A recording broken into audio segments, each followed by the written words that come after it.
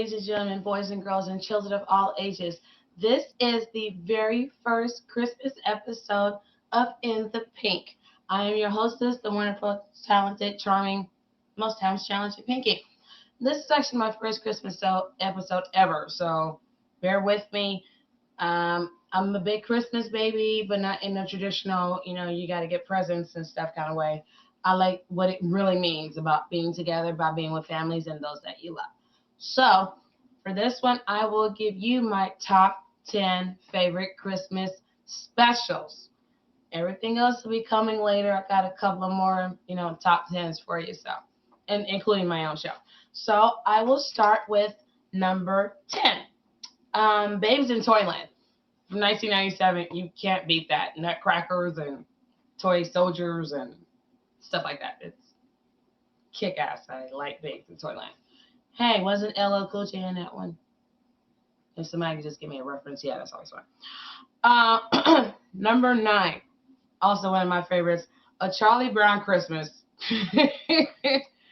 Although this movie was done in 1965, it showed even then that Christmas went from being a family thing to being commercialized about toys and gifts and what you have to do for each other. I'm like, wait a minute, when did Christmas go from Christ to commercial? I think I missed that. But Linus said it best. He actually repeated the Christmas story within this special. And if you listen carefully, that gives you the entire meaning of Christmas. It's not about toys. It's not about presents. It's about celebrating the birth of our Lord Jesus Christ and how he came and was born in the manger and died for our sins and rose third day. That comes Easter. Anyway, but you know what I mean. Number 8, Frosty the Snowman. One of my favorites because, as some of you might know, I love to wear hats. And you have a magical hat taken by a mean magician who has his own meaning of Christmas. That's all kinds of 6 ways from mixed up. But the hat brings Frosty to life. And the first words out of Frosty's mouth is, "Happy birthday." I'm like, huh? Happy birthday on Christmas? Oh, I get it. Happy birthday, Jesus. Yay. I think that's what I take out of it. It's a really, really cool movie. For those of you who haven't checked that out, definitely check out Frosty the Snowman. And I will go right into number 7. Frosty's Winter Wonderland, the actual follow-up to Frosty the Snowman, not Frosty Returns. I hate Frosty Returns. Frosty's Winter Wonderland brings in Crystal, Frosty's future and then wife. That is so cool. And she doesn't necessarily get a hat, but she gets a head for hair. And Frosty makes her this beautiful bouquet of iced flowers and puts it in her hands, and she comes to life. How much more noble can you get? Giving someone that you love so much something that is so simple as flowers. Although I'm not necessarily a flower girl, but even I cried at that point. Because before she came to life, he even, stood by her side and was like, "Why aren't you breathing? Why aren't you breathing, Snow Woman? What's going on?" And then he made her the flowers and she came to life. I honestly think it was his love that brought her to life. So I know, mushy, but it's the truth in my opinion. Number 6, Shrek the Halls. I love this movie.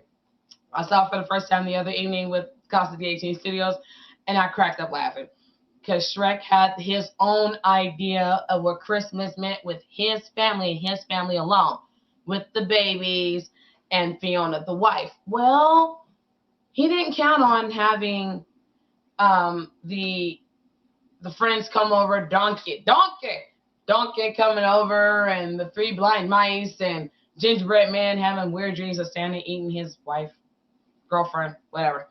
But Shrek the Halls is really cool because it tells you the real meaning of Christmas. It's not all about the perfect things that happen at Christmas, but sometimes even the mixed up, wild and crazy and wacky and zany things that happen at Christmas that make Christmas memories. So if you haven't checked that one out, definitely check out Shrek the Halls. Number 5, and I'm going to entitle this my own, Santa and Donner are jackasses. I'm sorry, Rudolph the Red-Nosed Reindeer. When Rudolph was first born, he wasn't even 45 seconds born. Santa comes to the house to look at the new reindeer that was just born into the world. And Rudolph has an abnormal nose. It glows. Santa's like, Donner, you ought to be ashamed of yourself. You have a child that has a jacked up nose. I'm paraphrasing here.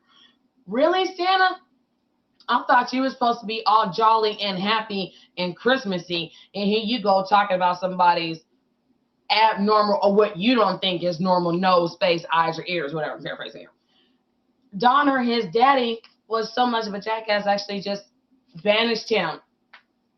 Just basically booted him out because Rudolph's nose wouldn't stop glowing.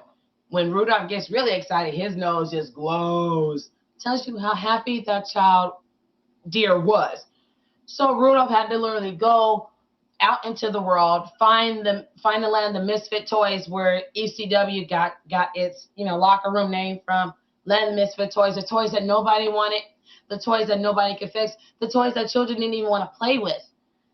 But Rudolph came home, and as we all know, Santa wanted him to lead his sleigh to deliver toys on Christmas Day, and Rudolph got that job right with his nose so bright. He rode that sleigh that night. Now, moral of the story, kids and grown-ups and everybody alike, just because you might be born a little bit different doesn't mean you can't shine on your own. It doesn't mean you still can't do big things in this world or in any world that you might live in your head probably. But you know what? Being yourself is the best you that you can be. Rudolph taught me that one. Even my zaniness, my craziness, Rudolph taught me something. Be yourself and accept you for who you are, even if no one else does. Try that one on for size, guys, and think about that. Number 4, Garfield Christmas, lasagna. All Garfield wanted was for Christmas was lots and lots of lasagna. I think he got lots and lots of lasagna. That cat is the laziest cat I've ever met in my life. Eats lasagna and sleeps and watches TV and actually talks to his owner. And you might catch that. His owner's talking to the cat. The cat's talking to him. Who's the crazy one in that bunch? I think they both are. Number 3. It's a Very Merry Muppet Christmas. I love this movie. Kermit has an issue and screams, I wish I'd never been born. I wish I'd never been born. And the guy that's trying to help his guardian angel is like, I don't think you want to do that. I don't think you want to do that. See, wishing bad things on yourself can normally happen. Kermit wishes he was never born for a 3rd time, and poof, he was never born. Piggy is a psychic phone operator.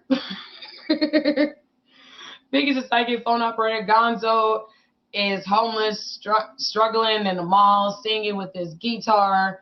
And Fozzie, poor Fozzie. I don't want to cry right now. But poor Fozzie Wozzie was a bear. Fozzie Wozzie had no hair, but Fozzie Wozzie is awesome.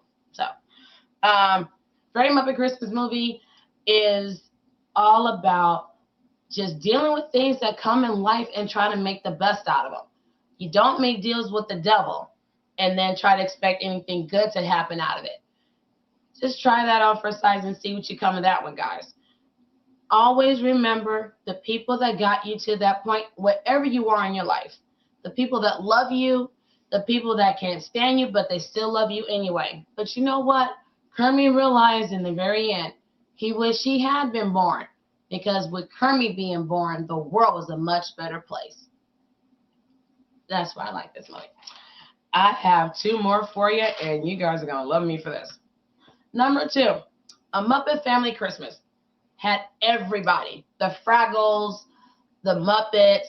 Am I missing somebody else? Boss man, somebody give me something here. I'm frazzled, so I might be missing a couple of people. Sorry, guys. It's all about the spirit of family, which is supposed to be about Christmas. It's supposed to be about all that. Everything happens for a reason. You take it and you move on and you deal with it. My number 1 favorite Christmas special of all time. They just played it the other night. I hate the commercials in this one, but I love this movie. How the Grinch Stole Christmas. Yay. And the theme song, you're a mean one, Mr. Grinch. I'd rather not sing it because that's for another special, another time. But the Grinch actually had issues for Christmas because I honestly think he hated himself. He hated himself. He hated the poor dog, Max. Max, poor dog, just got abused by him. Put antlers on his head that were too big for poor little Max. Max just tipped right over. That's gravity telling you, take these antlers off my head. But Grinch found out that Christmas comes anyway without any gifts, any toys, any food, or anything. Christmas came, and it came in a big way. The Who's and Whovilles sang their hearts out Christmas morning after losing everything they had. But they still sang. They were still grateful to be alive. They were still grateful that Christmas came. And the Grinch had a heart that grew 2 sizes too big for his own chest to take in. Da-da-da-da, Super Grinch turned into the nicest guy you ever meet. That reminds me of a lot of people in this world that are just mean for no reason, have nothing to smile about, and really, really don't want to smile about anything. I'm just saying, really not fun. But you know what? He gave all the toys back, all the food back, and yes, all the hoo hash. He gave that back, which I call spam. He gave it all back, and he shared with everyone. And little Cindy Lou Who was the cutest one out of all of her cute little blonde hair and pigtail. She was the sweetest one of all that got to his heart. No one ever had taken the time to just talk to Grinch and wonder, why are you so mad? Why are you so angry? Why are you doing this, Mr. Grinch? Why are you being so mean on Christmas Eve? Well, apparently Cindy Lou Who got to the Grinch, and the Grinch became the best guy ever after being a heel for a long time.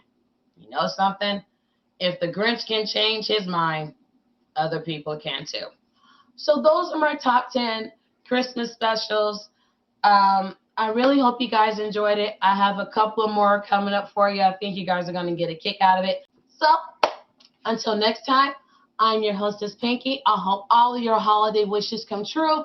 Mine certainly has. And I'll see you guys next time. Bye.